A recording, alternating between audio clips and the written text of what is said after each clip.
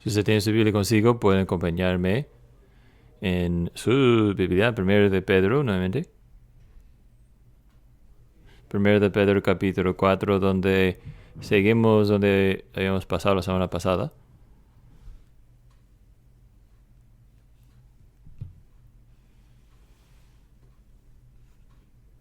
Primero de Pedro 4. Si estás usando las Biblias aquí en la Biblia, es en la página 1289. Así que hemos observado un tema en el libro de Primero de Pedro. Él nos dice, nos recuerda que el sufrimiento está por venir. A veces parece con él podría ser lejos y otras veces, otros tiempos puede ser algo más cercano cualquier día. Eso tiene sentido, ¿no? Sabiendo que Pedro está escribiendo a un grupo grande de iglesias a través de una región grande de Asia Menor. Una vez más, Pedro va a mencionarnos este tema del sufrimiento cristiano.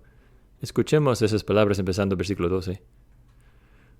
Amados, no os maravéis si por el fuego de prueba que ha venido entre vosotros para probaros, como si alguna cosa extraña os aconteciera. Antes bien, gozaos por cuanto sois participantes de los padecimientos de Cristo, para que también en la revelación de su gloria os gocéis con alegría.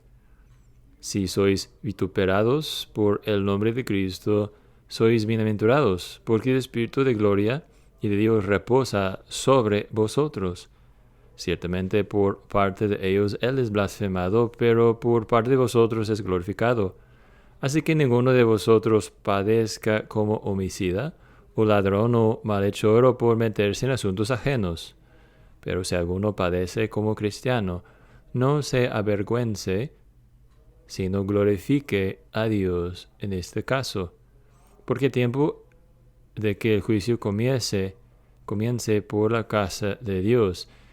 Y si primero comienza por nosotros, ¿cuál será el fin de aquellos que no obedecen al Evangelio de Dios? Y si el justo con dificultad se salva, ¿en dónde aparecerá el impío y pecador? De manera que los que son afligidos según la voluntad de Dios encomienden sus almas a Él, como a fiel Creador, haciendo el bien. Que el Señor diga su palabra leída y predicada a nosotros esta noche. Philip Schaff, el historiador de la iglesia, nos cuenta la historia de Telemachus. Telemachus era un monje viviendo alrededor del año 400 después de Cristo, un hombre que llegó a ser a través del tiempo más empezaba a lamentar más la corrupción que había en su cultura a su alrededor y en particular lamentaba el combate de los gladiadores que con alta frecuencia sucedía en el Imperio Romano. Un día decidió viajar a Roma y dijo, voy a predicar contra tal corrupción y apuntar a gente al Dios verdadero. Fue, encontró una esquina en la calle, empezó a predicar ahí en la calle y grandemente fue casi imposible ahí. Nadie le hizo caso a través de varios días. Pero luego llegó el día para los juegos de los gladiadores y él empezó, bueno, yo voy a entrar y voy a ver. Y no estaba seguro que iba a ser ya entrando, pero entra y empieza a ver esos juegos y como espera, lo vio la asquerosidad, crueldad y inhumanidad y francamente el asesino que ve ahí delante de sus ojos y antes de saber con prisa, no, él salió, brincó en el campo de batalla y de pie entre los dos gladiadores y apelando a ellos que dejaran de hacer esto. No te sorprendiera saber que Telemachus perdió su vida aquel día. Algunas versiones de la historia dicen que los gladiadores lo hicieron, otras versiones dicen que las multitudes lo apedrearon, matándolo. Pero me hace pensar a la luz de nuestro pasaje esta noche. ¿Fue Telemachus sorprendido? ¿Fue él sorprendido que se le sucediera aquel día? Y Y también tenemos muchas más historias de mártires quienes entregaron sus vidas por Cristo. Estaban sorprendidos que le sucediera esto. Nosotros estamos sorprendidos cuando gente no nos recibe a nosotros porque no reciban el Evangelio y el Salvador por quien vivimos. Somos nosotros sorprendidos, pues Pedro, como dije hace algunos momentos, una vez más, quiere hablarnos sobre qué significa sufrir por el nombre de Jesús. Y cuando vimos la semana pasada en versículo 11, a lo mejor recuerdas, hablando del versículo 11, yo les dije que sale como un brote espontáneo, doxología espontánea, que Pedro se encuentre de repente alabando a Dios y cuando medita en la gloria del Señor. Y ahora es como si esta doxología ahora lanza a Pedro en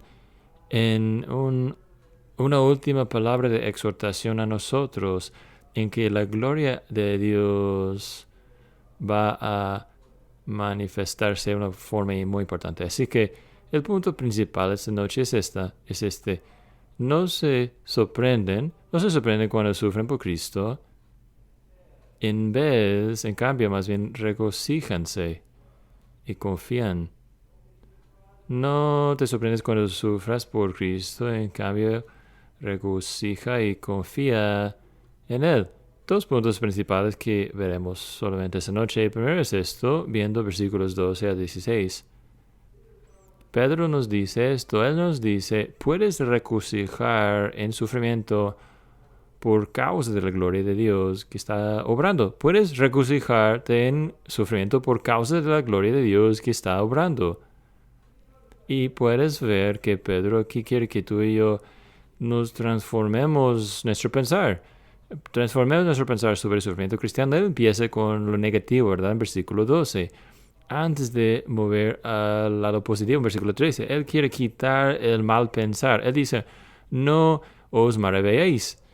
Y esa palabra, maravillarse, no es tanto algo siendo raro, ¿verdad? Sino la idea de algo siendo extraño o lejano o fuera de común. Es la palabra que sale xenofobia, el miedo de algo extranjero, algo diferente. Y lo que Pedro está haciendo no debe ser algo extraño a tu pensar, que el sufrimiento vendrá por que eres cristiano, después de todo. No debes pensarlo algo raro, algo fuera de común, algo extraño. Volviendo al versículo 4, vimos la misma palabra, de hecho, ¿no? Y ahí la palabra fue usada para decirnos, miren, los gentiles van a ver a tu vida y van a verte como si fueras tú alguien extraño o raro. Van a pensarlo muy raro, muy extraño que no corras junto con ellos en el mismo desenfreno. Y ahora usa Pedro la misma palabra y dice, no lo piensen algo raro, algo extraño para enfrentar ustedes sufrimiento por el nombre de Cristo. Y usa una palabra aquí que tenemos aquí traducida, pruebas de fuego de prueba. También se puede traducir un fuego refinador, un fuego que purifica o refina. Así que no debe pensarlo algo raro o extraño y luego va al lado positivo en versículo 13, ¿no? Sino gozaos, antes bien, gozaos, por cuanto sois participantes de los padecimientos de Cristo. Esa palabra, participantes, también se puede traducir compartir, ¿verdad? Esa comunión, diaconía, que esa palabra de comunión, de compartimiento que vemos tantas veces, koinonia, perdón, diaconía, no, ese es diácono, ¿verdad? Koinonia, esa palabra que vemos tantas veces en el Nuevo Testamento, hablando de lo que compartimos con los demás cristianos y también lo que compartimos con el Señor Jesús. Así que tenemos esa nueva perspectiva. La nueva perspectiva sobre el sufrimiento es regocijaos, gozaos, ¿por qué? Porque están compartiendo algo con su Salvador. Y su Salvador está compartiendo algo con ustedes. Y claro, fue enseñanza que Pedro había recibido directamente de la boca de Jesús.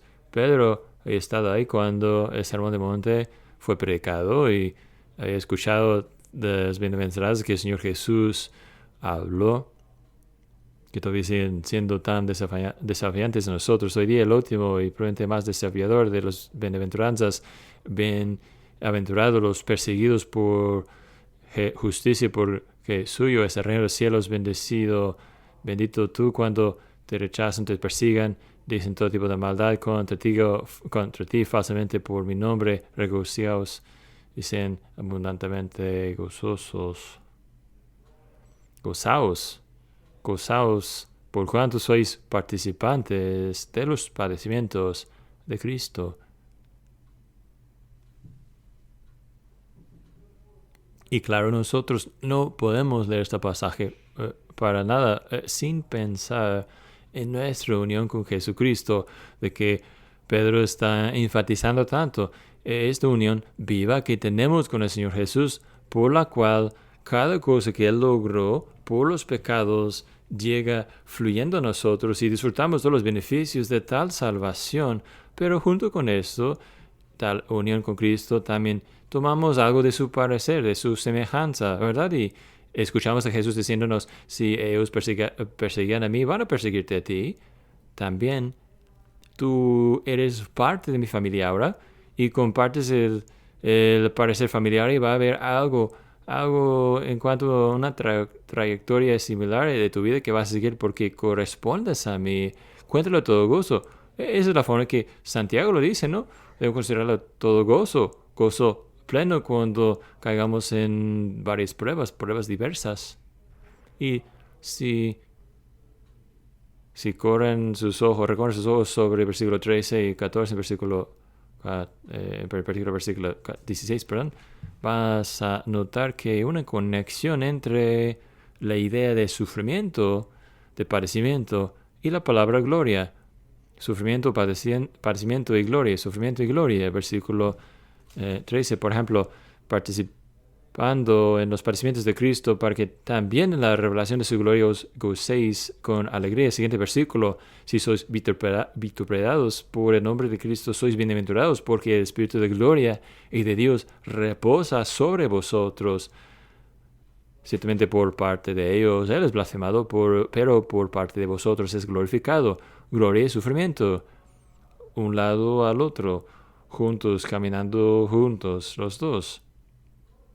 Y lo que es particularmente impactante de esto es que los verbos aquí en versículos 13 y 14 son verbos de continuación, que va algo así: mientras vas regocijando, también vas a estar compartiendo o sigues compartiendo, participando en los padecimientos de Cristo. Es versículo 13 y versículo 14.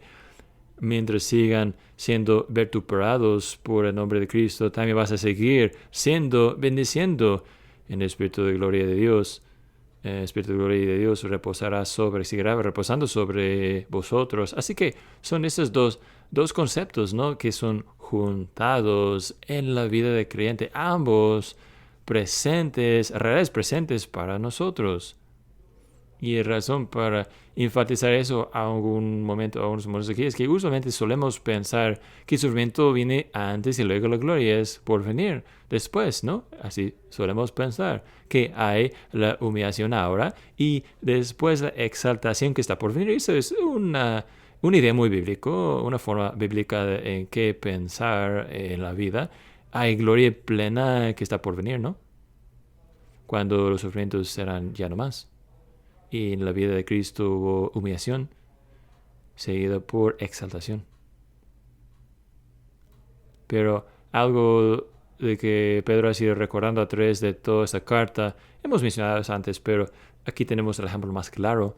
Él está diciéndonos que hay una gloria que yace en el presente, en el ahora, sobre el sufrimiento y el cristiano sufriendo. Y eso es algo impactante. Versículo 14. El Espíritu, porque el Espíritu de gloria de Dios reposa sobre nosotros. Aquí tenemos una frase que sale de Isaías capítulo 3 a 11.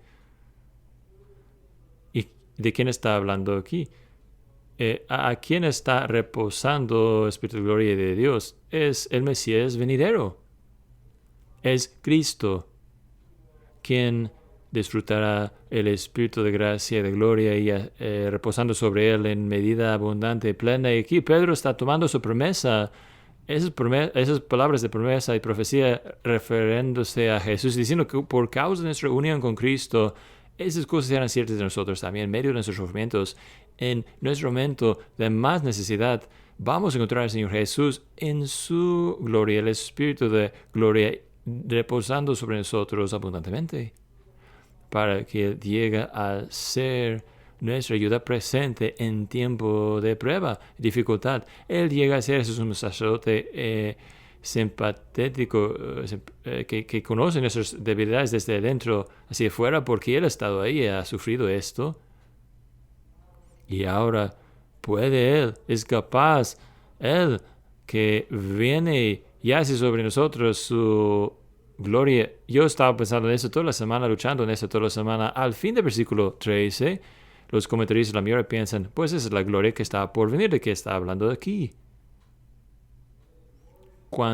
Para que también en la revelación de su gloria os gocéis con la alegría.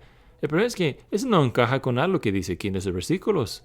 Sí, hay una gloria que está por venir, creemos eso y somos enseñados eso en otras partes, pero no estoy seguro de lo que nos está diciendo aquí. Yo creo que lo que nos está diciendo aquí es que hay, en medio de nuestros sufrimientos, la gloria del Señor que será revelada en nuestras vidas, como dice en versículo 14, el Espíritu de gloria de Dios reposa sobre vosotros. Gloria en medio del sufrimiento. Gloria en humillación. Pedro escuchó de esto de Cristo Jesús también, ¿no? Es el apóstol Juan que hace gran cosa esto al estudiar su evangelio. Lo vemos en capítulo 3 de su evangelio y otra vez en capítulo 8 y por lo menos tercera vez en capítulo 12, perdón, esas son las varias partes que encontré en que Jesús habla del Hijo del Hombre siendo exaltado o levantado. Y aún mientras digo esas palabras, algunos de ustedes van a ir por una dirección pensando lo que significa esto. Y algunos de ustedes van en otra dirección pensando lo que significa. Algunos están pensando, pues, eso significa que está siendo exaltado, ¿no? Levantando es exaltado por quién es Él. Ningún nube de sufrimiento o dificultad, de prueba en la vista. Algunos de ustedes probablemente también a la vez están pensando, pues, no es eso, de todo se trata de la cruz. En la cruz fue levantado Él. Y hay ambigüedad ahí, ¿verdad? Hay ambigüedad a propósito por lo que Juan está haciendo en mostrando la vida de Jesús en aquel momento de su humillación más grande, estando colgado sobre la cruz y su humillación llega al punto más bajo. Es ahí cuando brotó más fuertemente su gloria. Ahí cuando fue levantado y exaltado. A la vez dice en Juan 8, cuando el Hijo del Hombre será levantado, tú sabrás que soy Él, yo soy Él. En Juan 12 dice, cuando el Hijo del Hombre es levantado, traerá a todos los hombres a sí mismo. Hay gloria en el sufrimiento de Jesús. Y claro, nosotros sabemos que no hay ningún otro lugar en que vemos la maravilla del amor de Dios más claramente, sino en la cruz de Cristo. Que la cruz verdaderamente es el púlpito del amor de Dios. Y si estamos buscando a Él, quien es lleno de gracia y verdad, ¿a dónde más nos enfocamos sino en la cruz de Cristo, en su expresión más precisa? Mi Salvador, lleno de gracia y verdad, estirado sobre la cruz por mí. Y hay gloria en esto, ¿no? Hay gloria manifestada ahí en la cruz.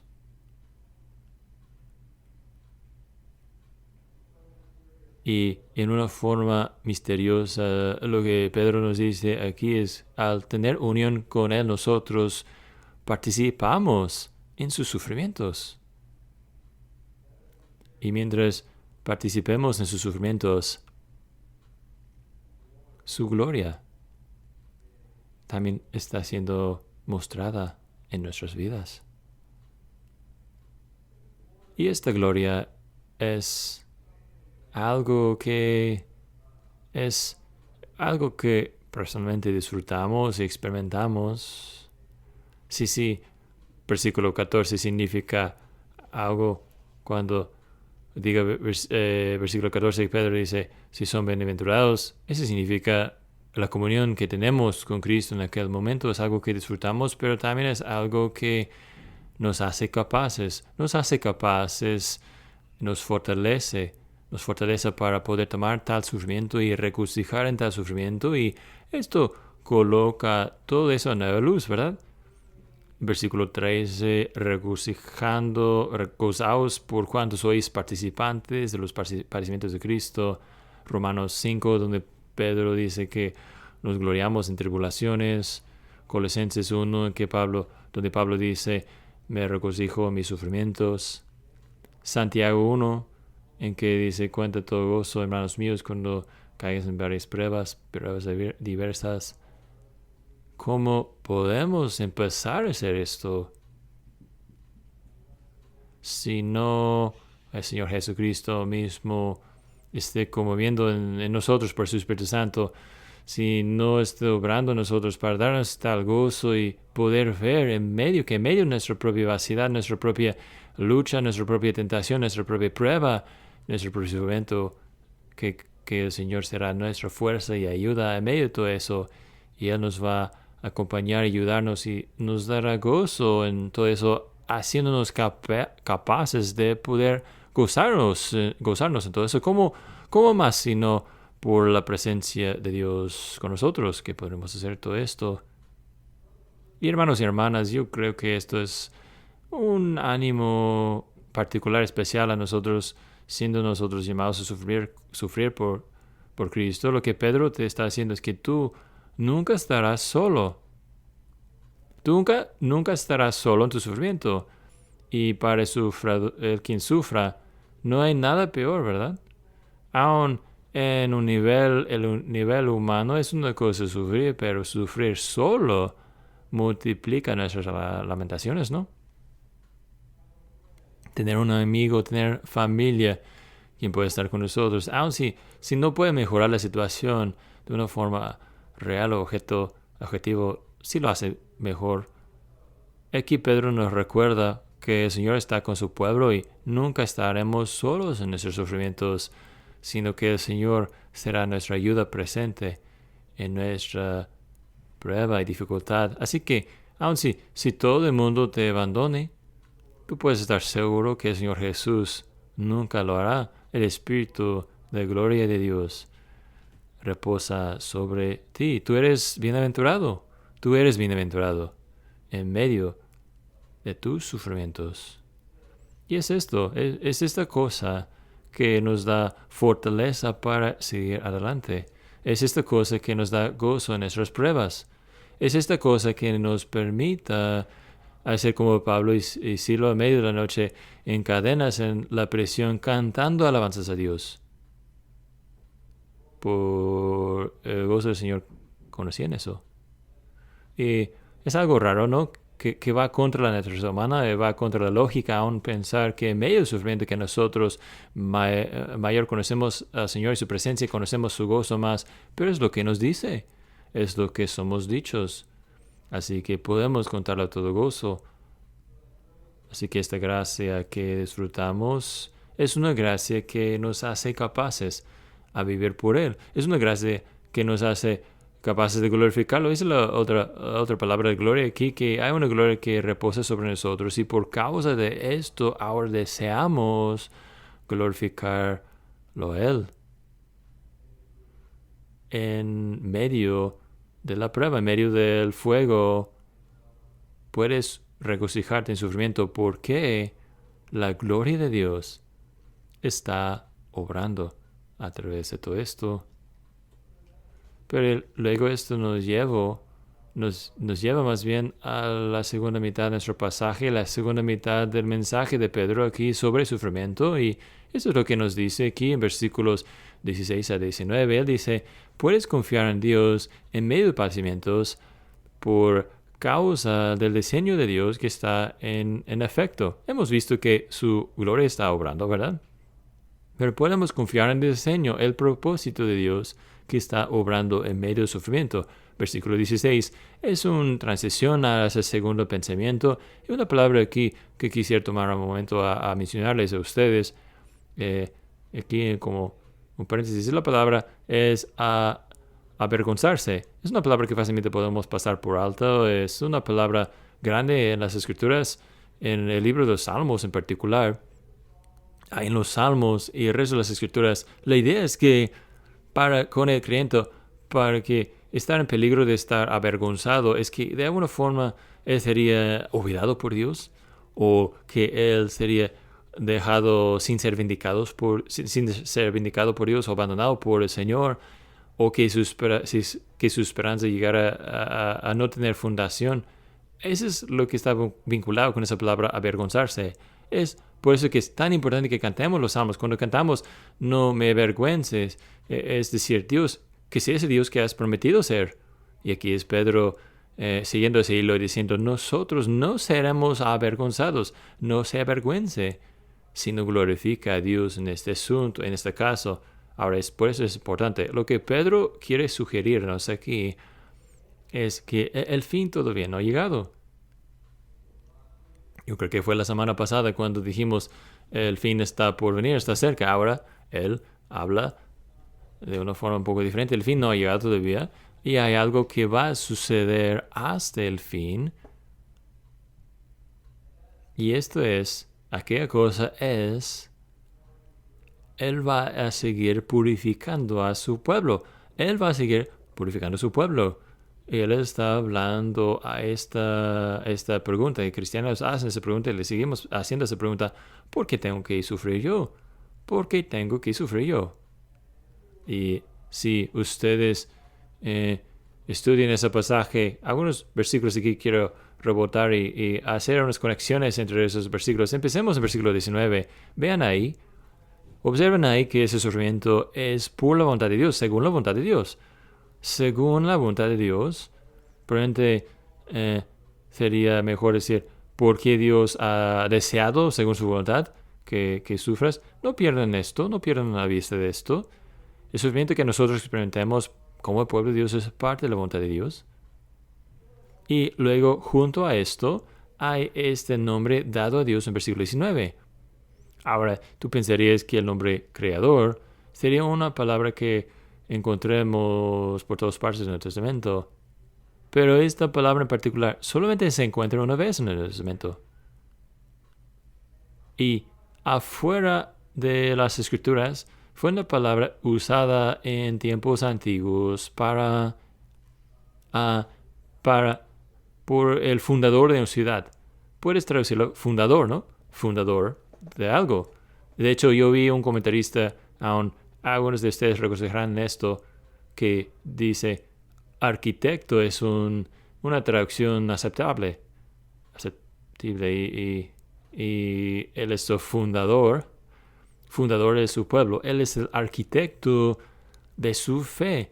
Él es el diseñador de todo lo que viene a sus vidas. Él tiene un propósito y tiene un propósito en juego que está activo. Así que lo que nos experimentemos no es resultado de un Dios caprichoso o el azar o un Dios que esté experimentando no sepa, sino es el diseño, parte del diseño que Dios organizó, todo el fundador de toda la ciudad, el Dios que fundó la fe.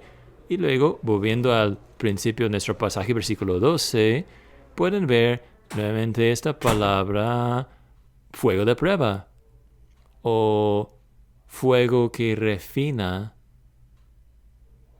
Así que, uno, estamos sufriendo por la voluntad de Dios, según la voluntad de Dios. Número 2, Él tiene propósitos claros en nuestros sufrimientos. Y número 3, ¿cuáles son los propósitos?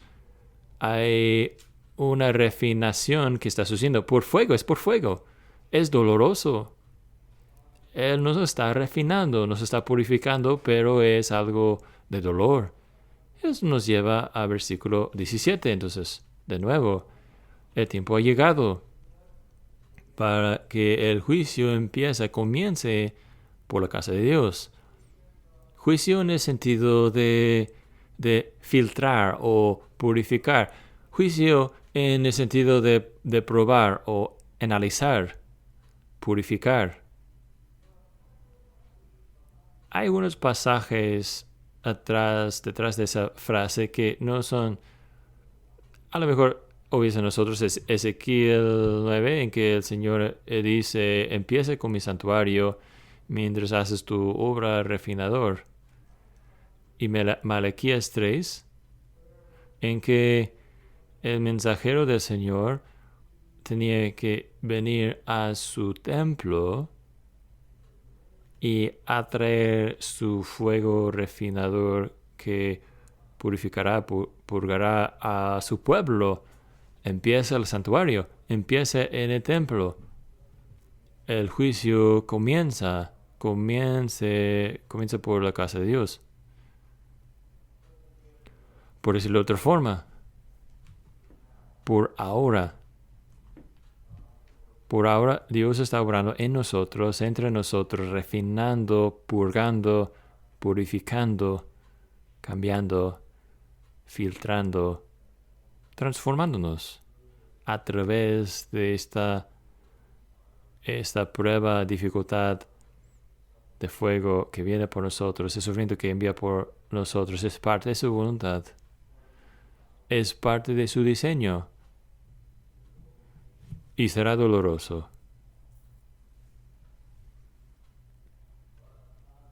Pero el tiempo por fuego está llegando a su fin. Para con el cristiano es fuego ahora y luego gozo puro que está por venir. Pero luego habla el incrédulo y dice: ¿no es mucho mejor esto que por ahora que te deje yo solo? Y luego al fin que haya fuego diferente. Si el justo con dificultad se salva, ¿en dónde aparecerá el impío y pecador? Eso explica tanto, ¿verdad? La vida explica, pues, tú puedes ver en un lugar como Salmo 73, y el salmista ve a todos lados y dice: ¿por qué son los impíos ricos y saludables? Y aparentemente no tienen ninguna preocupación en el mundo, por lo mientras yo estoy siendo aplastado aquí. Sentimos eso, lo vemos esto. Nos parece que tantos de los impiedosos a nuestro alrededor no tienen ninguna preocupación en el mundo y parece que su vida les va muy bien. Y todo por lo mientras yo estoy pasando por pruebas. Y Pedro lo explica, el Señor lo explica y dice: ahora es el tiempo en que yo estoy refinando a mi pueblo, estoy empezando en mi casa. Pero no siempre será así. Es lo ahora, no es lo que está por venir en cuanto a mi pueblo. Así que nosotros podemos confiar en él en medio de nuestros sufrimientos, porque el diseño de Dios está en marcha, está obrando Dios. Ese es el diseño suyo. Así termina su palabra aquí, su última palabra en cuanto a sufrimiento. En cierto sentido es un resumen de todo lo que él nos quiere decir. De manera que, versículo 19, de manera que los que son afligidos según la voluntad de Dios encomienden sus almas a él como a fiel creador, haciendo el bien. Creador, fundador, arquitecto. Encomienden sus almas a él. Es una palabra que habla un día en que no había cajas de seguridad en los bancos, ¿no? Y si tú fueras por un viaje largo y no podías llevar todos tus tesoros terrenales contigo en el viaje largo, ¿a quién o con quién vas a dejar tales tesoros?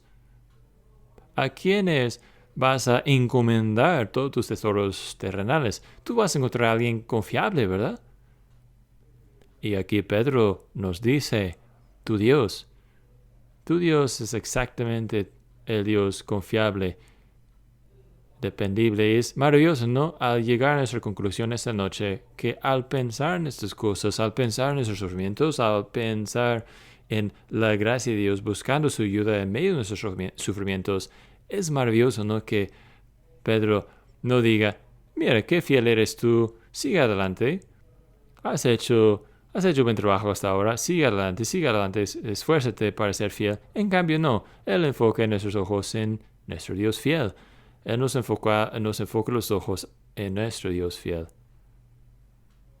Porque necesitamos que Él nos tome por la mano. ¿Saben algo, padres? Algo que nosotros hacemos cuando estamos cruzando una calle con muchos carros, no, de tráfico, con nuestros niños, algo que decimos que no es exactamente exacto, correcto. ¿Qué es lo que decimos? Decimos, toma mi mano, pero no es exactamente lo que estamos buscando, ¿verdad? No es que decimos que Él ella agarra nuestra mano, sino queremos nosotros tomar su mano, nosotros agarrar su mano. Y luego sentimos que están seguros y podemos cruzar juntos. Seguridad. Eso es lo que somos siendo enseñados aquí. Él es a quien puedes encomendar tu alma. Puedes encomendar tu alma a Él. Y Él fielmente te va a llevar. Te va a llevar a través de ese tiempo de sufrimiento. Sin importar que sea la cosa, puedes confiar en Él. Puedes regocijarte en lo que está pasando ahora. ¿Por qué? Porque cosas buenas están siendo logrados, hechos a través de tus sufrimientos. Que el Señor nos anime con esas palabras esa noche. Vamos a orar de pie, por favor, mientras oramos.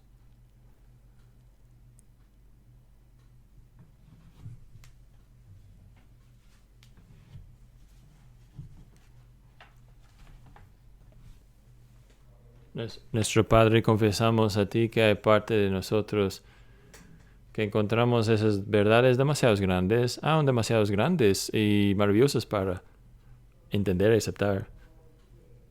Son tan no naturales en cuanto a la forma que pensamos, queremos protegernos de nosotros mismos de la mejor forma que sepamos. Y Señor, encontramos que no somos buenos en esto.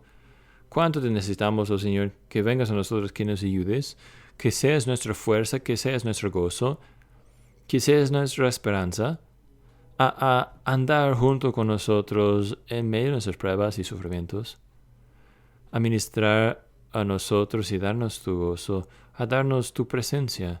Pedimos que podremos conocer más de lo que significa que el Espíritu de gracia, el Espíritu de gloria de Dios, que reposa sobre nosotros, que sea nuestra bendición y bienaventuranza. Oh Señor, pedimos que nos ayudes a confiar en ti, que tú eres de verdad estás logrando buenas cosas en nosotros, como el diseñador, como Él, quien es el autor y consumidor de nuestra fe. Y pedimos, oh nuestro Dios, que podríamos encomendar nuestros caminos, nuestros días, nuestras vidas y almas a ti. Ayúdanos, oh Señor, en esto. Ayúdanos a regocijarnos en lo que entendamos y buscar comprensión más plena de esas verdades de tu palabra. Pedimos todo esto en el nombre de Cristo. Amén.